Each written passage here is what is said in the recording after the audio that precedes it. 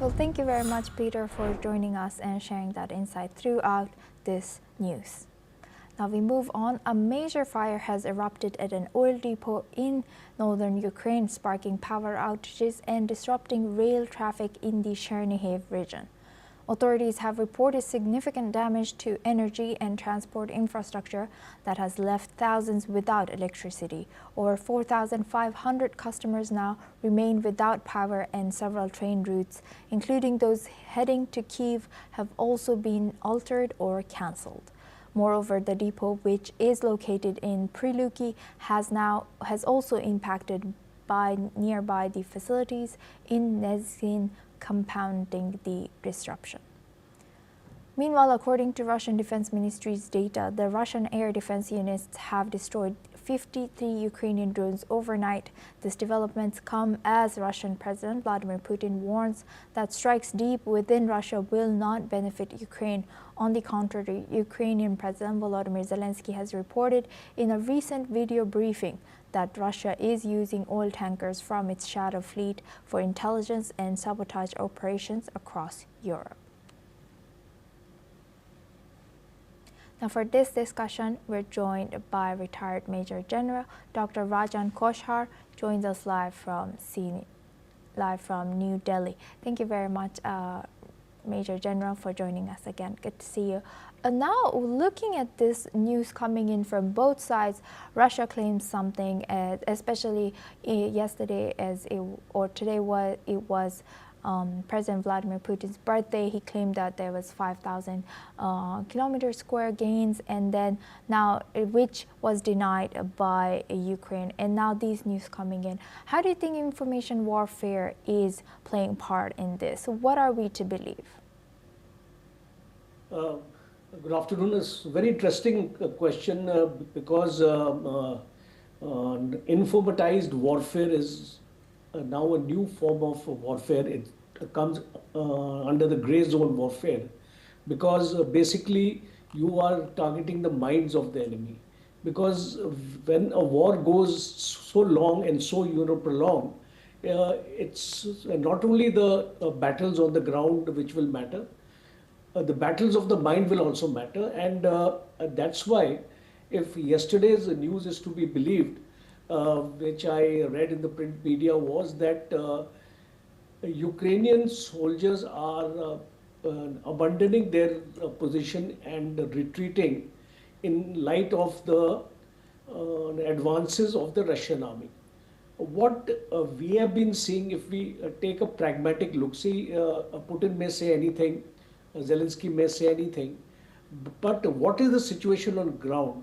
Because as a military analyst, multiple sources of information I would like to go into before making a statement. So when I go through multiple sources of information and try to corroborate what is happening on the ground, it is certainly a fact that Russians have made advances,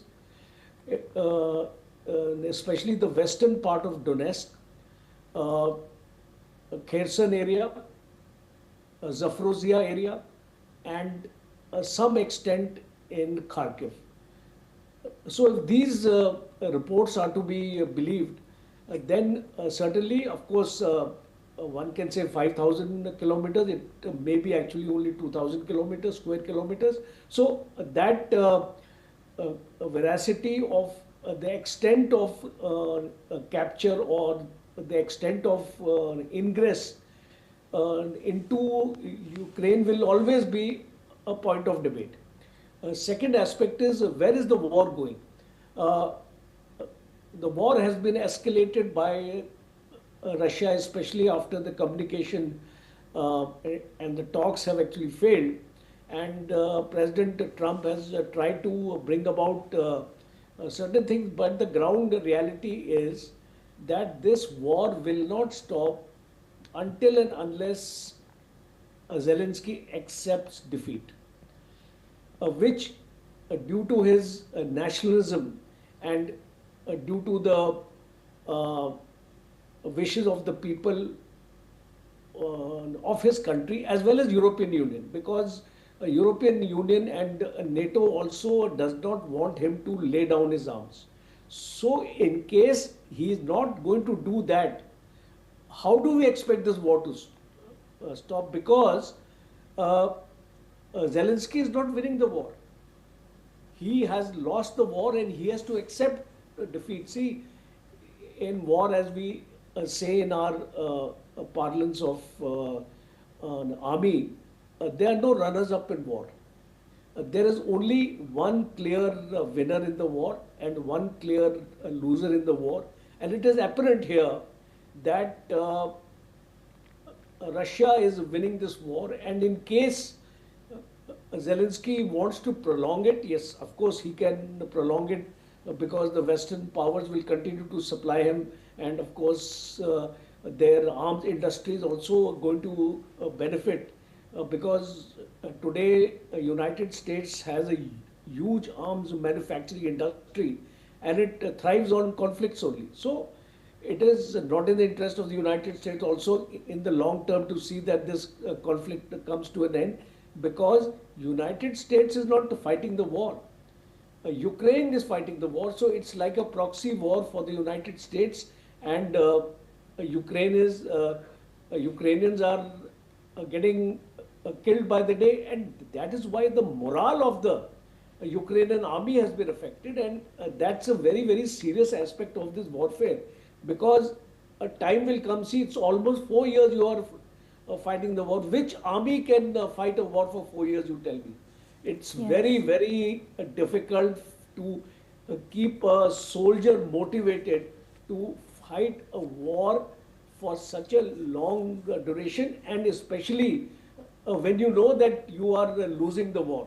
So I think the voice of the people must be heard by Zelensky, and he must come onto the table, discuss and accept the loss of territory, because Russia is not going to give him back any of the captured areas, but certain areas may be got back, like Kharkiv areas, Sumy areas, because these are the areas I have come to understand that Putin is quite agreeable in giving it back. But as far as the Donetsk area is, I think that is non-negotiable, especially because of Russian ethnicity of people who are staying here and a land bridge to Crimea. So that I think is the red line for Russia. It is not going to compromise. So I'll sum it up by saying that this war is or should not be prolonged, because it will be at the cost of unnecessary lives of people, and no tangible gains Zelensky is going to achieve by prolonging this war, because he is not going to win this war. He is fighting a losing battle, and prudence demands that he comes on the table and negotiates for a ceasefire. And Major General, also, how do you respond to Russia's condemnation of if the European Commission were to use frozen Russian assets as collateral for loans to Ukraine? See, I don't think these frozen assets, I think, when they come on the table, they will have to release these assets, because they cannot be frozen for long, because in case you are having a settlement, if Russia is willing to stop the war, then all these sanctions on Russia and the freezing of assets also will have to be negotiated, because after all, these are Russian assets. They are not European assets, and you cannot freeze them permanently, because a time will come when you will have to negotiate. Possibly it becomes a negotiating tool also for Ukraine and the European Union to negotiate a certain loss of territory which Russia may be inclined to give them back. As I actually mentioned, that in case these negotiations take place, Russia may be inclined to give the areas of Sumy the areas of Kharkiv which Russia has captured, because Russia really does not have too much of interest in these areas. He is basically wants to consolidate his position in the Donetsk area, make a buffer zone, and ensure that in the future no such kind of